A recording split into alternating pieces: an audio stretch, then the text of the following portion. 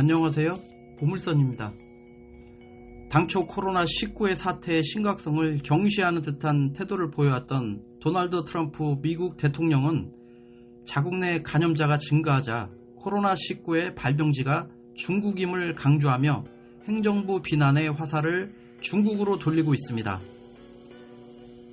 가뜩이나 무역 전쟁으로 세계 경제를 긴장시킨 미국과 중국이 이번엔 신종 코로나 바이러스 감염증 책임 문제를 두고 두 나라 간의 공방이 가열되고 있습니다. 중국은 트럼프 행정부의 잘못된 용어 사용을 비판함과 동시에 오히려 코로나19 발병 책임을 미국에게 떠넘기며 역공을 펼치는 모양새입니다. 지난 16일 도널드 트럼프 자신은 트위터에서 코로나19로 인한 피해를 입은 산업계를 언급하면서 산업계와 일부 지역들이 중국 바이러스에 의해 타격을 받고 있다고 말했습니다. 또한 17일에도 코로나19는 중국 바이러스라는 입장을 굽히지 않았습니다. 이어 그것은 중국에서 왔고 나는 그것이 매우 정확하다고 생각한다고 말했습니다. 마이크 폼페이오 국무장관도 여전히 같은 표현을 고수하면서 전 세계를 덮친 팬데믹의 책임이 중국에 있음을 재차 강조했습니다. 중국 정부는 미 행정부가 거듭 코로나19의 발병지가 중국발 전염병임을 강조하고 나서자 중국은 거세게 반발하면서 자국 주재 미국 매체 기자들에게 사실상 추방 조치까지 내렸습니다. 중국 매체, 미국 매체 기자 추방 조치로 양국 간 갈등은 심화하는 양상입니다. 중국 외교부는 17일 성명을 통해 뉴욕타임스, 워싱턴 포스트, 월스트리트 저널 소속 기자들 가운데 기자증이 올해 만료하는 경우 10일 이내 기자증 반납을 요구했습니다.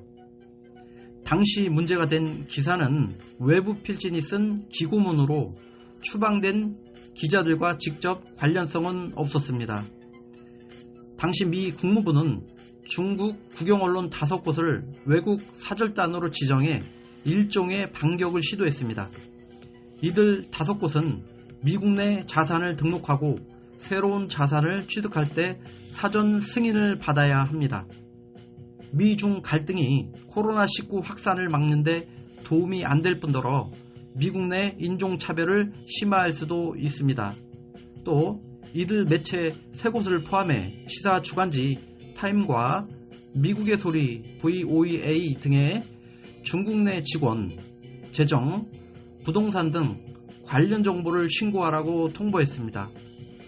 5곳 모두 미국 매체들입니다.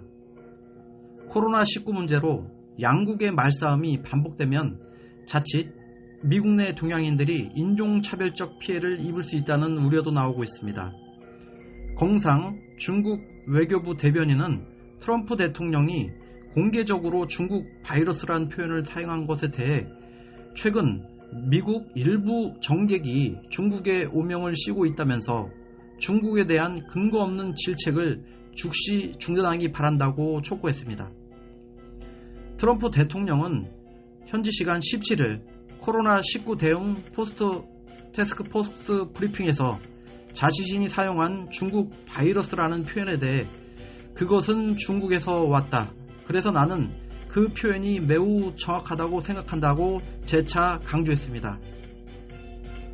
그간 도널드 트럼프 미국 대통령은 코로나19를 중국 바이러스, 외국 바이러스라고 부르며 중국에서 발병한 것을 강조해왔고 이에 중국 측은 날카로운 반응을 해왔습니다.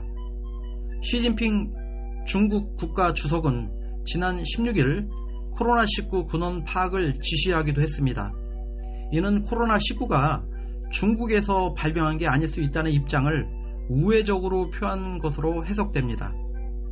미국이 중국 우한에 코로나19를 가져온 것일 수 있다는 글을 온라인에 올려 갈등을 키운 짜오리젠 중국 외교부 대변인의 행동이 단순히 개인적 주장이 아니었다는 풀이도 가능합니다. 트럼프 대통령은 이 같은 중국 측 주장과 관련 중국은 허위 정보를 만들어내고 있다며 우리 군대는 바이러스를 누구에게도 주지 않았다고 반박했습니다. 미국 CNN 방송은 이미 코로나19로 인해 인종차별 사건이 미국과 유럽 등에서 벌어지고 있다면서 트럼프 대통령의 발언으로 특히 중국계 미국인들이 현실에서 위험에 처할 수 있다고 비판했습니다.